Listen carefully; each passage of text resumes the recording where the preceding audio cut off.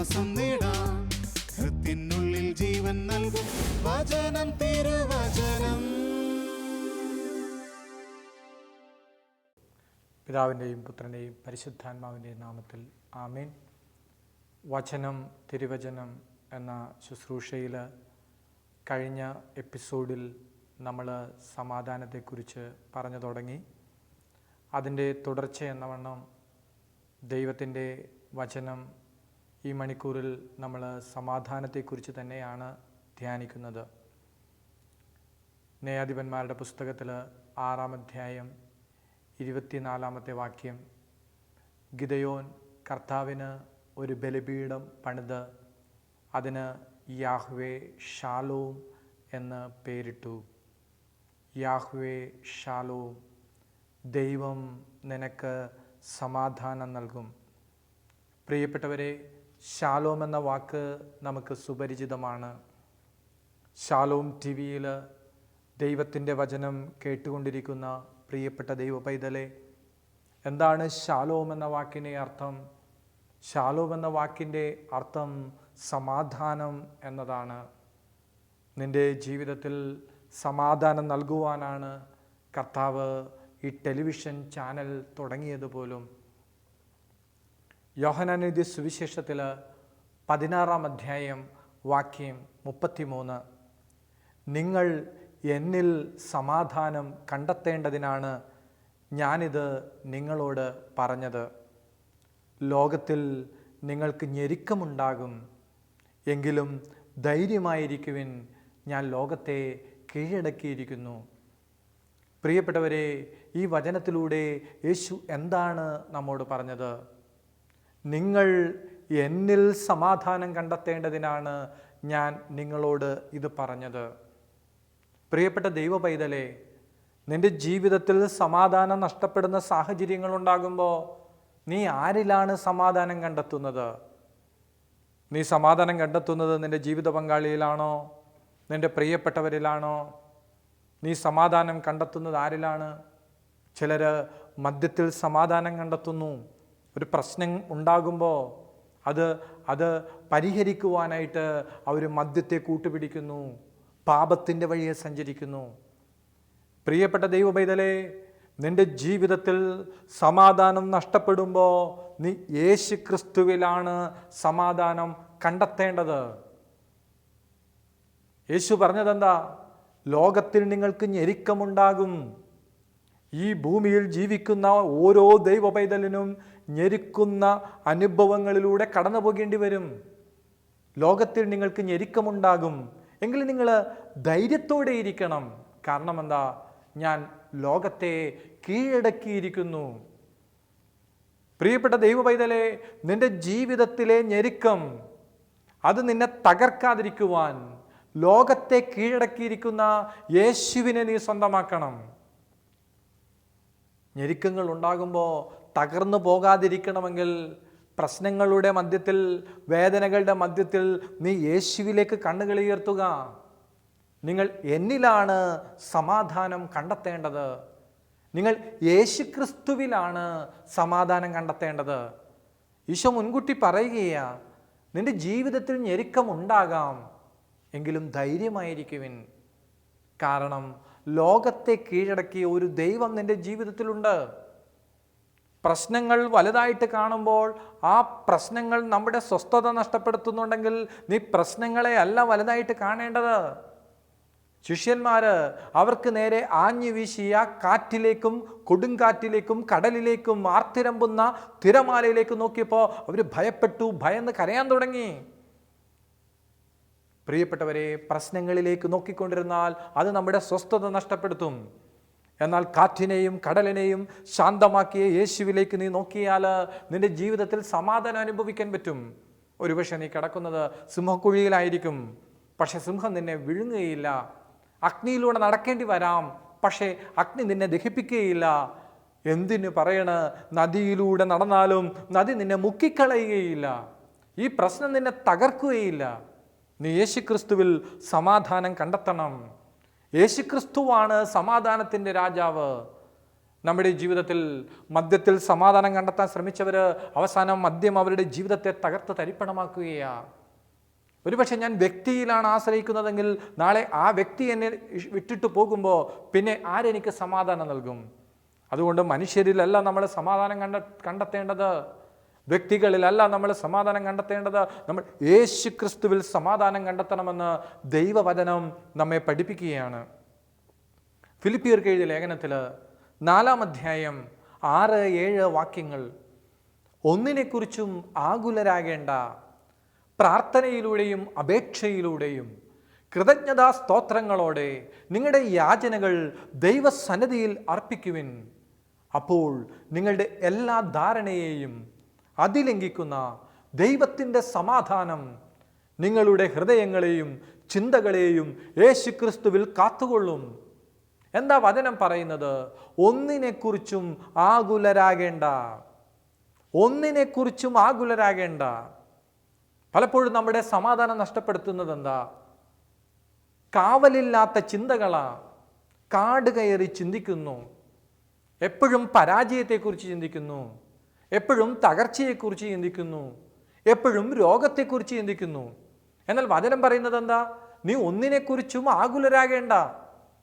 കാരണം ഈ പ്രശ്നങ്ങൾ പരിഹരിക്കുവാൻ യേശുക്രിസ്തുവിന് സാധിക്കും. നീ ചെയ്യേണ്ടതെന്താ? പ്രാർത്ഥനയിലൂടെയും അപേക്ഷയിലൂടെയും കൃതജ്ഞതാ സ്തോത്രങ്ങളോടെ നിങ്ങളുടെ യാചനകൾ ദൈവസന്നിധിയിൽ സമർപ്പിക്കുക. അപ്പോൾ എന്ത് സംഭവിക്കും?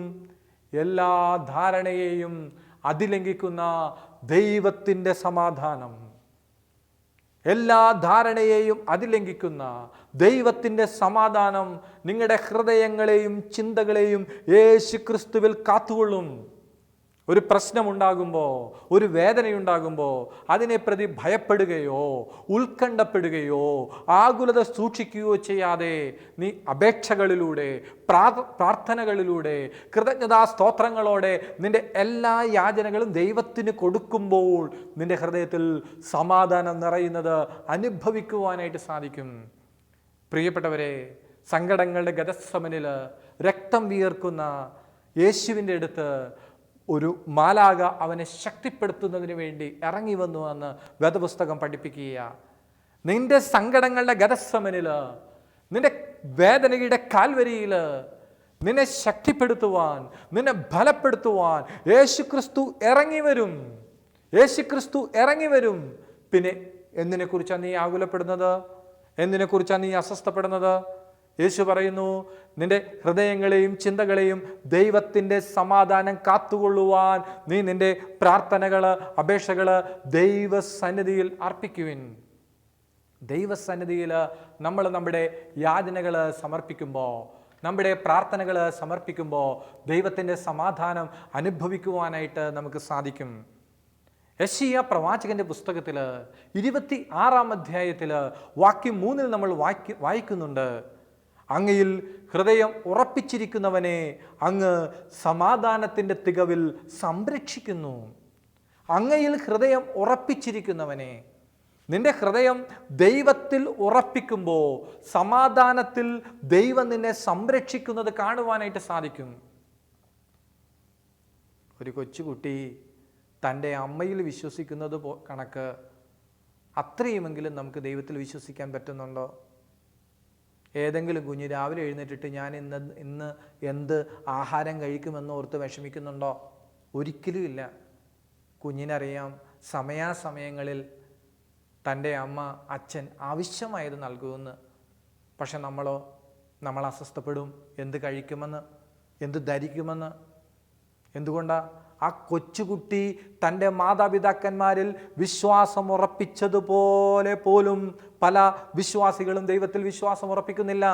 അതുകൊണ്ടാണ് യെശയ്യാ പ്രവാചകന്റെ പുസ്തകത്തിൽ 26-ാം അധ്യായത്തിൽ നമ്മൾ വായിച്ചത്, അങ്ങിൽ ഹൃദയം ഉറപ്പിച്ചിരിക്കുന്നവനെ അങ്ങ് സമാധാനത്തിൻ്റെ തികവിൽ സംരക്ഷിക്കുന്നു.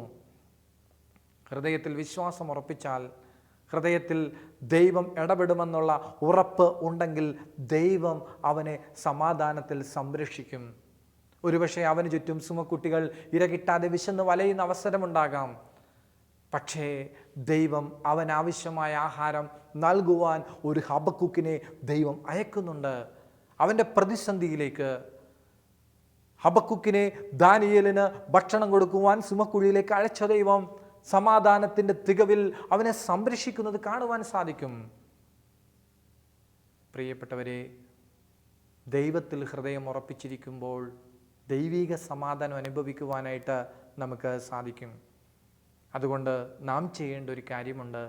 കൊളോസസുകാർക്ക് എഴുതിയ ലേഖനത്തിൽ 3-ാം അധ്യായം 14-15 വാക്യങ്ങൾ, സർവോപരി എല്ലാറ്റിനെയും കൂട്ടിയിണക്കി പരിപൂർണമായ ഐക്യത്തിൽ ബന്ധിക്കുന്ന സ്നേഹം പരിശീലിക്കുവിൻ.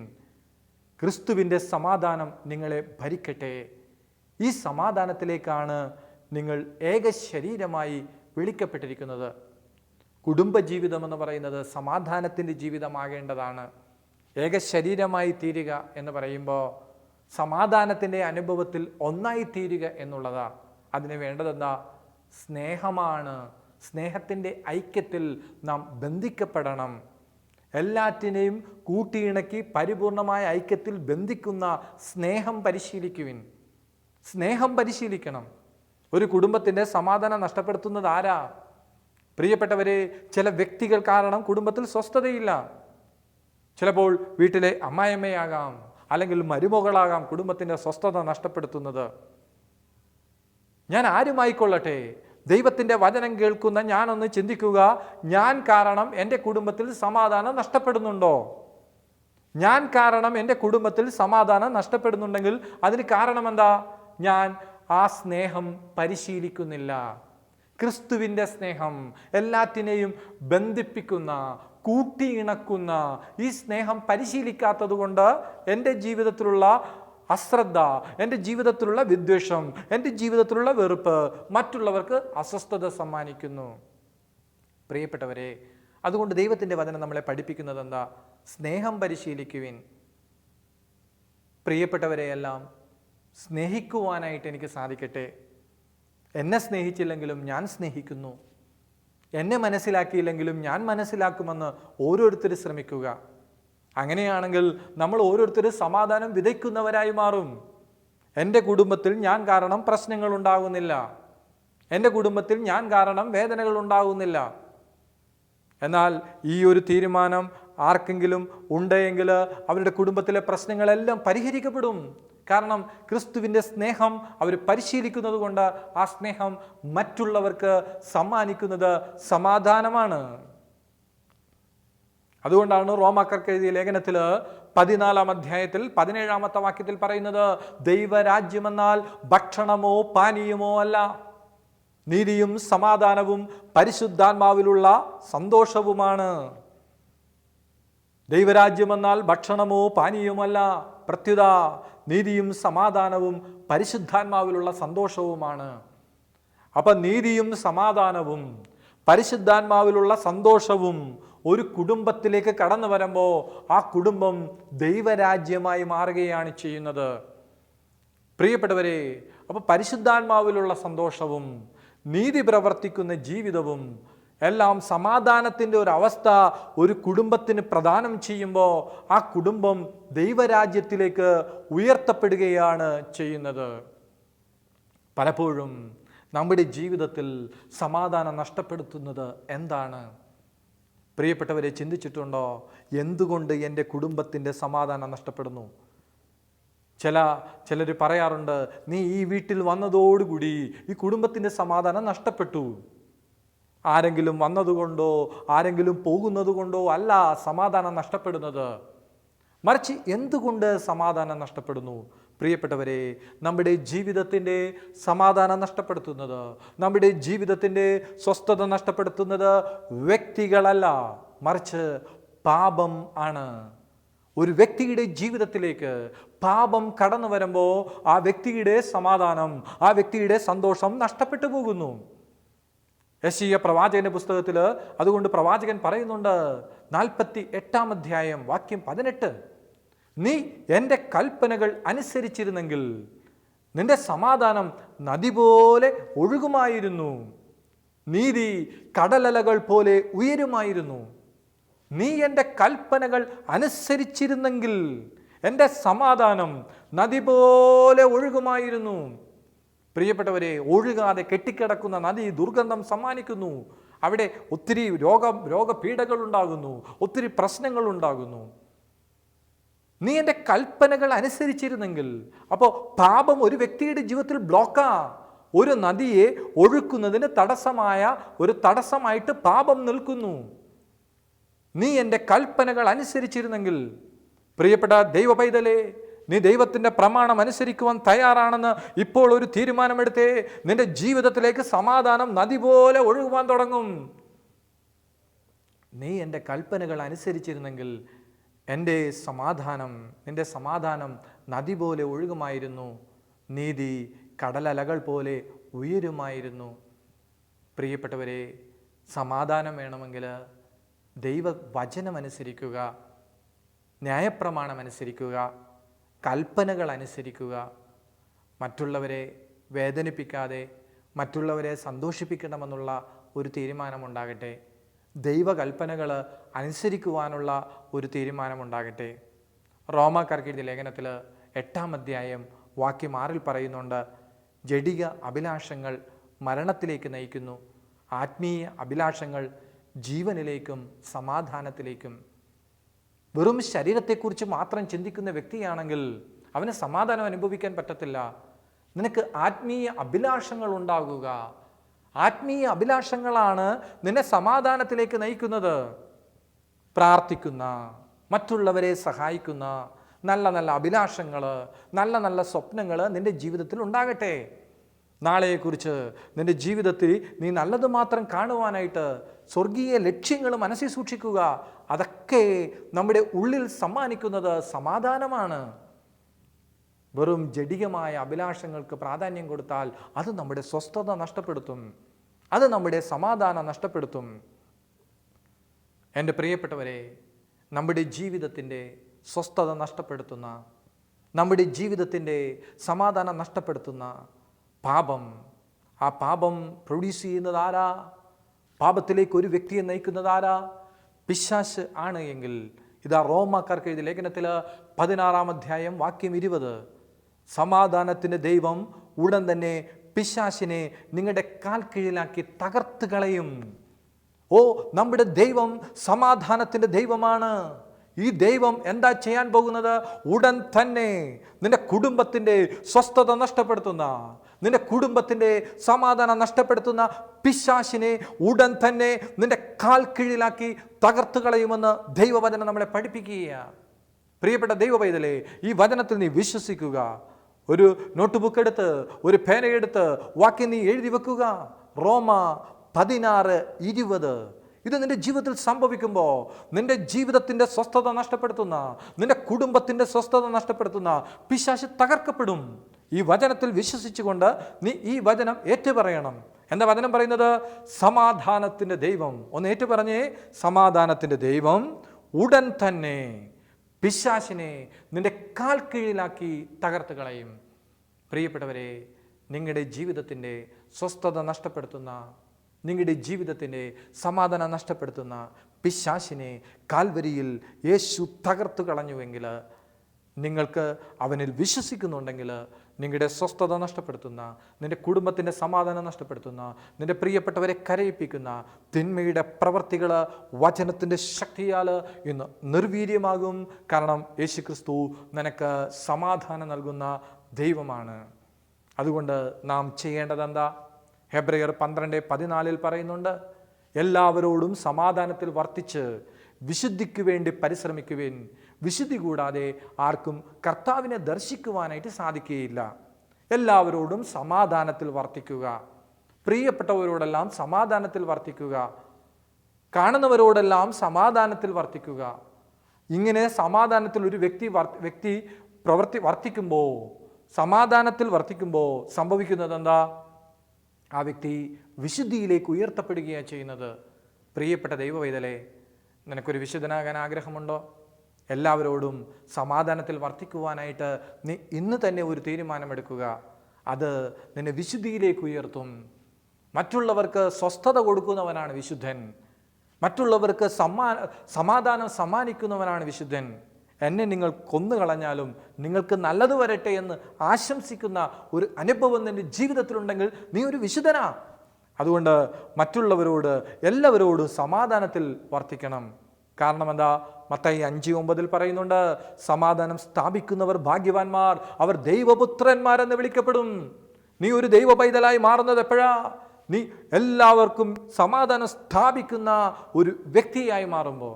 ഈശോ ശിഷ്യന്മാരെ ഈ 2 പേരായിട്ട് അയച്ചപ്പോൾ, ശിഷ്യന്മാരെ പ്രേക്ഷിത പ്രവർത്തനത്തിന് വേണ്ടി അയച്ചപ്പോൾ ഈശോ പറഞ്ഞതെന്താ? ലൂക്ക 10:5, നിങ്ങൾ ഏത് വീട്ടിൽ പ്രവേശിച്ചാലും ഈ വീടിന് സമാധാനമെന്ന് ആദ്യമേ ആശംസിക്കണം. സമാധാനത്തിൻ്റെ പുത്രൻ അവിടെയുണ്ടെങ്കിൽ നിങ്ങളുടെ സമാധാനം അവനിൽ കുടികൊള്ളും. പ്രിയപ്പെട്ടവരെ, നിങ്ങൾ ഏത് വീട്ടിൽ പ്രവേശിച്ചാലും ആദ്യമേ ആ വീടിന് ശാലോവും ആശംസിക്കുന്നവരായി മാറണം. ആ വീടിന് സമാധാനം ആശംസിക്കുന്നവരായി മാറണം.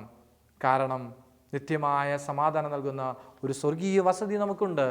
2 പത്രോസ് 3-ാം 13-14, നീതി നിവസിക്കുന്ന പുതിയ ആകാശവും പുതിയ ഭൂമിയും അവിടുത്തെ വാഗ്ദാന പ്രകാരം നാം കാത്തിരിക്കുന്നു.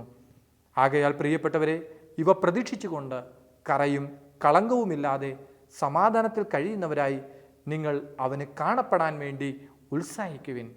സമാധാനത്തിൽ കഴിയുന്നവരായി അവന് കാണപ്പെടാൻ വേണ്ടി നിങ്ങൾ ഉത്സാഹിക്കണം. കറയില്ലാത്ത, കളങ്കമില്ലാത്ത ഒരു ജീവിതത്തിന് ഉടമയായി നമ്മൾ മാറണം. ഹബക്കുക്ക് പ്രവാചകൻ പറഞ്ഞത് കണക്ക് ഹബക്കുക്ക് 3-ാം 17-18 വാക്യങ്ങൾ, അത്തിവൃക്ഷം പൂക്കുന്നില്ലെങ്കിലും, മുന്തിരിയിൽ ഫലങ്ങളില്ലെങ്കിലും, ഒലിവ് മരത്തിൽ കായ്കൾ ഇല്ലാതായാലും, വയലുകളിൽ ധാന്യം വിളയുന്നില്ലെങ്കിലും, കന്നുകാലികൾ തൊഴുത്തിൽ ഇല്ലാതായാലും, ആട്ടിൻകൂട്ടം ആലയിൽ അറ്റുപോയാലും, ഞാൻ എൻ്റെ കർത്താവിൽ ആനന്ദിക്കും, എൻ്റെ രക്ഷകനായ ദൈവത്തിൽ ഞാൻ സന്തോഷിക്കും. എന്തും സംഭവിച്ചു കൊള്ളട്ടെ, നീതി നിവസിക്കുന്ന ഒരു പുതിയ ആകാശം, ഒരു പുതിയ ഭൂമി കാത്തിരിക്കാം. സമാധാനത്തിൻ്റെ ദൈവം പ്രത്യക്ഷപ്പെടുമ്പോൾ അത് സ്വന്തമാക്കുവാനായിട്ട് അവന് കാണപ്പെടാൻ വേണ്ടി മറ്റുള്ളവർക്ക് സമാധാനം സമ്മാനിക്കുന്നവരായി, മറ്റുള്ളവർക്ക് സമാധാനം വിതയ്ക്കുന്നവരായി നമുക്ക് ഓരോരുത്തർക്കും ശ്രമിക്കാം. കർത്താവായ യേശുവേ, ശാലോം എന്ന വാക്കിൻ്റെ അർത്ഥം കണ്ടെത്തുവാൻ എന്നെ അങ്ങ് പ്രത്യേകം അനുഗ്രഹിക്കണമേ. പിതാവിൻ്റെയും പുത്രൻ്റെയും പരിശുദ്ധാത്മാവിൻ്റെയും നാമത്തിൽ ആമേൻ.